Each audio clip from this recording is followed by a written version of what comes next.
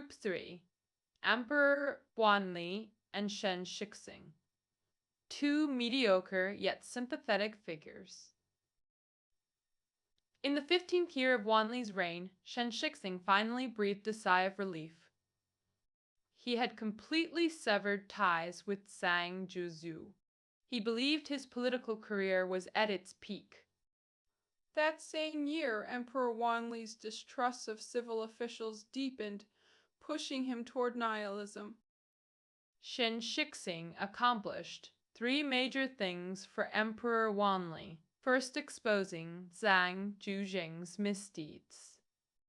Second, abolishing the emperor's mandatory attendance at routine lectures. Third, reducing bureaucratic pressure on the emperor. As Zhang Juzheng's former protege, Shen Shixing had been an efficient subordinate who earned his mentor's favor. A key aspect of Zhang Juzheng's reforms was implementing the Caojiang performance evaluation system for officials. To put it bluntly, everything was results-driven, similar to modern corporate SPs which overwhelmed officials with pressure and complaints. Though these evaluations required imperial approval, officials primarily blamed Zhang Juzheng rather than the emperor for this demanding system. Emperor Wanli left officials with an impression of weakness and indecisiveness, circumstances for which Shen Shixing shared responsibility. After witnessing Zhang Juzheng's downfall, Shen Shixing realized he must avoid becoming another Zhang Juzheng. Second, he needed to find safer political strategies that might allow him to retire unscathed. As Chief Grand Secretary, Shen Shixing compromised his principles to gain Emperor Wanli's trust. But this accommodation gradually eroded the emperor's commitment to governance. The Ming Dynasty had imperial lectures called Jingyan, literally meaning classics feast. These history and philosophy sessions were supposed to be as enjoyable as formal banquets. Emperors needed governance guidance, while scholars relished these opportunities to demonstrate erudition and court favor. Unsurprisingly, this system was again created by Yu Han Song, who maintained these daily lectures until his death at 70. But the adult Emperor Wanli found no joy in these lessons. His closest early mentor, Zhang Juzheng, had been an overly strict teacher, who had even deprived him of calligraphy, practice, his one childhood pleasure. Later, this mentor was exposed by officials as a hypocritical manipulator. What's the use of all these lofty principles anyway? Emperor Wanli felt existential emptiness after confronting harsh truths, though palace diversions soon filled the void. He repeatedly claimed headaches to skip imperial lectures concessions. Shen Shixing didn't push too hard. The ritualistic sessions were replaced with ministers submitting pre-written lecture notes for imperial review. This lenient compromise brought Shen temporary relief, but the purge targeting Zhang Juzheng eventually reached him. Officials demanded explanations. How did Shen's nephews pass imperial exams under Zhang's rule? 3 as Jin Shi, 2 in Hanlin Academy. Clearly suspicious. Following protocol, Shen retreated home awaiting punishment, but Wanli ignored accusations and recalled him to duty. The political firestorm quietly dissipated.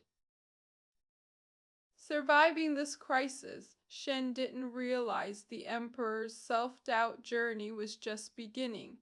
Wanli lacked his ancestor Yu Yanchang's resolve to shape institutions. The purge revealed not just Zhang's duplicity, but officials' petty accusations shocking the emperor. Wanli realized he wasn't controlling the game, but being kicked around like a ball by bureaucrats. This eroded his sense of self. Another incident soon crushed his remaining governance ideals. In 1586, consort Pristi, the emperor's favorite, bore a son. This was Zhu Changzhen, later executed by rebel leader Li Ziqing, though not the firstborn. Wanli wanted Zhu Changzhen as heir. Instead of breaking succession rules, he kept ennobling other sons while delaying crown prince designation. He hoped delaying might create opportunities. This procrastination drew scholar officials' ire. The crown prince represents national stability. Once chosen, he must leave palace for regal education. To Wanli. This meant surrendering his favorite to political enemies' tutelage, creating future opposition. This time, Shixing's mediation tactics failed. Ray Huang notes that Shen actually advised Emperor Wanli regarding Crown Prince Zhu Changluo's succession shortly after the prince's birth. But consort Fristi's influence kept the emperor's position ambiguous. Ministers eventually pushed the crown prince ceremony, planning back to Wanli himself. This angered Wanli, who resolved to delay the matter indefinitely. At this critical juncture, the Grand Secretariat resubmitted memorials urging imperial action, with Shen's name attached. However, Shen privately assured the emperor of his compliance while on leave. Censorate officials exposed Shen's duplicity, accusing him of double-dealing. Whether truly cunning or not, Shen's credibility collapsed between emperor and officials. Seeing danger approaching, Shen wisely resigned. Wanli accepted the resignation to appease angry officials. This political drama continued for 15 years after Shen's departure. His attempted mediation between emperor and bureaucracy ultimately failed. He faded into historical obscurity. Without Ray Huang's work, few would remember him. Meanwhile, Wanli found solace inspecting his mausoleum construction at Changqing, the only uncontroversial imperial duty. Post-Shen's departure, communication collapsed. Emperor and officials operated separately, with Wanli never leaving the Forbidden City again. Shen's conciliatory efforts failed completely. Officials rejected his mediation, while Wanli abandoned governance. They were the era's best candidates to modernize China. Why? Huang argues Qi Jiguang, Ming's antipathy. Hero brought military modernization potential, but became another victim of bureaucratic systems. Li Zi. This free-spirited late Ming philosopher constantly pondered the disconnect between morality and society, ultimately exposing systemic governance failures that cost him his life. Let's examine Qi Jiguang's military innovations. First, organizational restructuring. Facing Japanese pirate raids, he abandoned conventional tactics, recruiting honest peasants and using relatable fear-based discipline. As Jeju garrison commander, he sealed loyalty through blood oath rituals with soldiers. In these quasi-religious ceremonies, soldiers swore oaths invoking generational curses for disloyalty. Though seemingly absurd today, these methods proved effective then. Second, emphasizing military efficiency and technological adaptation in fluid combat situations. The Japanese pirates' unconventional tactics required new solutions. Previous Ming defeats stemmed from undisciplined troops and outdated tactics lacking unit coordination. They implemented the Mandarin duck formation, mixed weapon teams training for combined arms tactics. This professionalized approach countered pirate heterodyne tactics. Beyond military tactics, Qi demonstrated managerial acumen. Huang particularly praises Qi's skill in navigating bureaucratic constraints while achieving reforms. Ming military doctrine mandated civilian oversight and troop commander separation. except during campaigns. Only antipyrrhy exigencies permitted Qi's semi-paraded army, normally forbidden. Military political ambition remained an absolute taboo. Li maintained clear awareness of these boundaries. While Kai fought pirates southeast, Udayo built his own forces. Yu's approach differed, advocating elite troops with double pay instead of mass conscription. This seemingly minor adjustment provoked bureaucratic backlash by challenging established systems. Not to mention his plans to use remaining funds to build a navy. Qi Jiguang maintained standard military pay but generously rewarded combat merits. This way, troop numbers stayed stable while adapting to larger-scale inland warfare. Huang viewed Chue as masterful in mediating technical contradictions through compromise, modernizing without leaving traditional systems behind. His recognition by Tanlun and Zhang Zhuzheng stemmed from military focus balanced with bureaucratic sensitivity. In Ming context, such consideration meant attaching oneself to a powerful patron. He eventually commanded Jizhou garrison, one of Ming's 9 defense zones. His effective defenses against Mongols at Gubeku relied on layered political connections. During Zhang Zhuxing's purge, Qi faced accusations of bribery exchanges with the statesman. Eventually, some alleged collusion and treason, the tiger only Zhang could control. Huang's military genius became bureaucracy's sacrificial lamb in scholar-dominated governance. He died in poverty. Li died in 1588. His military legacy vanished like wind. Huang laments. Later at Sarhu, Ming's disorganized troops were slaughtered, dooming the dynasty. Now let's examine Li Ji. Huang analyzed Li's intellectual journey, exposing Ming's fatal substitution of morality for law. First, Li Shi's life story. Before philosophy, Li pursued conventional civil service exams, served as Imperial Academy instructor, last post as Ya'an prefect in Yunnan.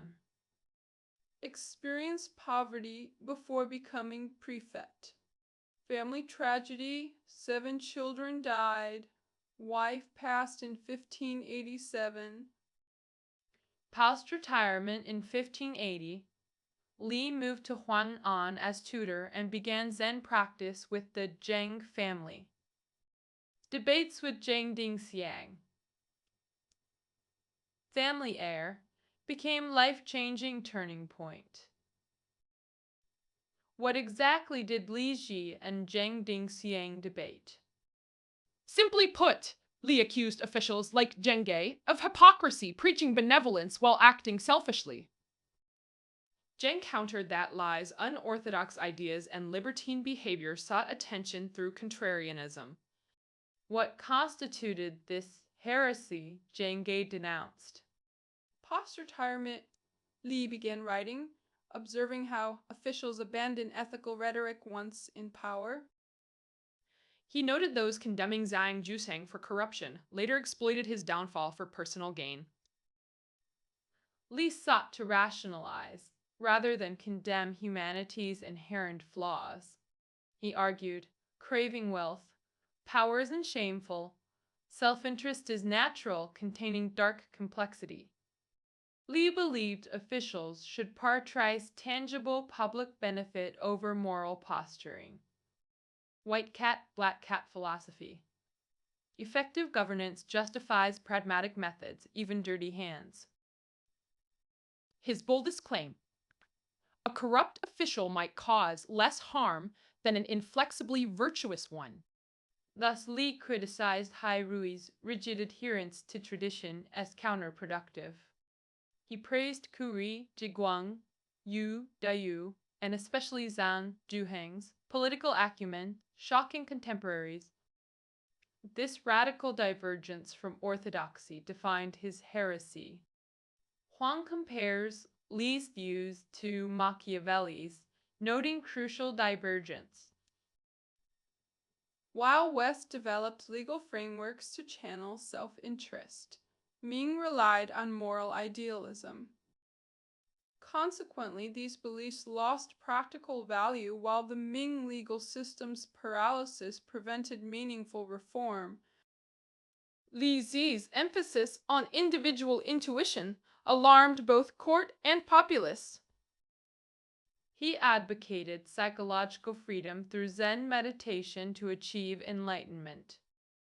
Post-enlightenment, he argued, individuals could reinterpret classics without social obligations.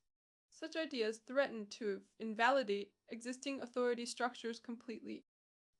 Emperor Wanli ordered Li's arrests through imperial guards and destruction of his works. Xi ended his life in a secret prison system. 1588 witnessed Qi Jiguang's death with his military innovations and Li's wife's passing. Li had prepared for monastic life to develop his ultimately fatal philosophy. Here concludes. All principal figures from 1587, Wanli, Ziyang, Zhuzheng, Shen Shixing, Hai Rui, Qi Jiguang, and Nizi met tragic ends. Huang connects these tragedies to Ming's rigid 200-year-old system that smothered technical reforms with moralism. As Huang concludes, a populous nation, constrained by simplistic Confucian principles and uncreative law, inevitably stagnates. Good intentions cannot compensate for technical deficiencies. Finally, let's explore the background of 1587, a year of no significance. Ray Huang and his magnum opus. Born in Republican China, Huang studied engineering, served in WWII, then pursued history in America. His rich experiences are detailed in autobiography. Yellow River, Blue Mountain. Why focus on Ming history? Ming studies became crucial for modern Chinese self-understanding. Late Doma revolutionaries republished anti-King Ming texts in Japan, fueling Han nationalism reflected in Lu Xun's characters imagining revolutionaries as Chongsan's avengers. Before the anti-Japanese war, Nationalist Party members faced both internal strife and external threats during national conferences. Later works, like Biography of Nu Yanshang, Li Ziqing, and Hai Rui, dismissed from office, emerged, turning Ming history into ideological battlegrounds while overshadowing real historical figures. In late 1970s, Ray Huang resolved to write an accessible book challenging historical perceptions. Thus, 1587, a year of no significance, was born.